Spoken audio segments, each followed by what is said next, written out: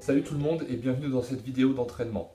Alors pourquoi est-ce que je fais cette vidéo aujourd'hui? Tout simplement parce qu'on arrive sur une phase de transition avec le groupe de course d'obstacles et qui ne savent pas forcément comment entretenir tout ce qu'on a mis en place pendant les 3 derniers mois de préparation. Là on arrive un peu sur le côté vacances, le côté été.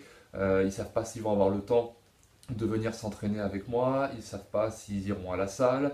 Il y en a certains n'ont pas de salle du tout et attendent le stage de fin août, donc il est évident qu'on ne peut pas attendre fin août pour une course qui aura lieu au mois d'octobre. Donc c'est pour ça, c'est une esquisse en fin de compte d'entraînement que vous allez pouvoir mettre en place pendant environ 3 semaines et faire évoluer à nouveau sur 3 semaines.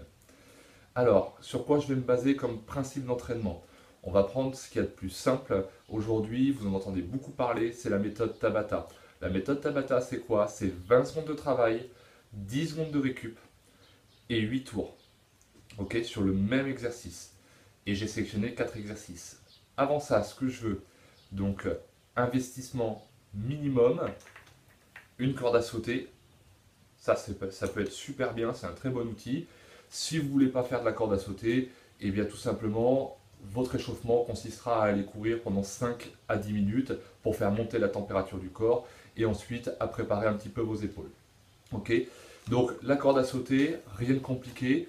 Vous me prenez 2 à 3 minutes pour faire monter le cardio avec cet outil-là. Donc de la manière la plus simple possible, regardez. Vous vous mettez en place et vous lancez l'exercice. Si vraiment vous êtes très à l'aise avec les sauts simples, passer sur des doubles sauts, c'est pas un problème, ça va monter encore plus vite, mais attendez que ça monte un petit peu quand même en température. Ce que j'aime bien également, c'est forcément je vous propose un entraînement court, ça ne veut pas dire qu'il faut que l'échauffement soit court. Bien à l'inverse, prenez le temps de bien préparer votre corps parce que les 4 ateliers que je vais vous proposer vont être intenses. La méthode Tabata consiste à réaliser le maximum de répétitions dans chaque série dans le minimum de temps. Donc forcément, c'est très compliqué et si le corps n'est pas un minimum prêt, vous allez aller au clash. Donc une fois que vous êtes échauffé, 2-3 minutes de corde à sauter, préparez le haut, pliez votre corde, venez mobiliser un petit peu tout ce qui est épaules, tout ce qui est grand dorsal également, vous pouvez aller chercher un peu plus loin. Vous pouvez mobiliser également les triceps, c'est l'avantage de la corde. Voilà, vous pouvez créer un petit peu de mobilité sur la partie haute du corps. Vous pouvez créer votre mobilité également sur la partie basse en venant libérer les hanches, en cherchant à soulager un petit peu les adducteurs. De la même manière, vous allez pouvoir préparer le psoas, ce qui vous permettra d'attaquer par la suite le travail des squats, etc., etc. Une fois que vous avez pris, je dirais, à nouveau 2 à 3 minutes pour créer de la mobilité, reprenez l'exercice de la corde pendant au moins 1 minute. Ok, donc on reprend le schéma d'échauffement, 2-3 minutes de corde à sauter, 2-3 minutes de mobilisation et 1 minute pour remettre en route. À partir de là, on va partir sur des squats. Donc les squats, moi ce que j'aime bien c'est partir sur de l'atomique, tout simplement. Donc les genoux sont alignés avec les orteils à chaque descente. Les talons, eux, sont placés à l'extérieur des hanches. Ça tombe bien, on a créé de la mobilité juste avant, donc ça permet de descendre. À partir de là, on descend, on mobilise les bras, on les monte, et on redescend, on remonte, on descend, on remonte. Donc cet exercice d'atomic squat, schéma Tabata, 20 secondes, vous en balancez le maximum, 10 secondes pour récupérer et 8 tours. À partir de là, sur les 3 premières semaines, si vous avez de l'entraînement derrière vous, prenez 1 minute de récup. Si pour vous ça vous semble un peu compliqué, prenez jusqu'à 2 minutes de récupération. Ok, ça c'est le premier atelier. Une fois que vous avez fait cet atelier squat, ça sera les burpees. On garde exactement le même schéma de travail. Pour l'exercice, c'est passage au sol, j'emmène la poitrine complètement au contact du sol, je remonte et je jump. Ne cherchez pas à monter très haut sur le jump, c'est absolument pas le but, surtout si vous devez en enchaîner beaucoup, c'est vraiment une perte de temps et une perte d'énergie. Le saut doit être juste marqué, mais vous devez les enchaîner le plus vite possible. Autre exercice, maintenant pour les jambes. Les fentes pliométriques, je trouve ça intéressant parce que comme on combine les courses d'obstacles, ça veut bien dire ce que ça veut dire, des épreuves physiques, mais surtout de la course, ça va vous apporter du dynamisme dans votre poussée et dans votre foulée. Pour cet exercice-là, on fléchit et on pousse.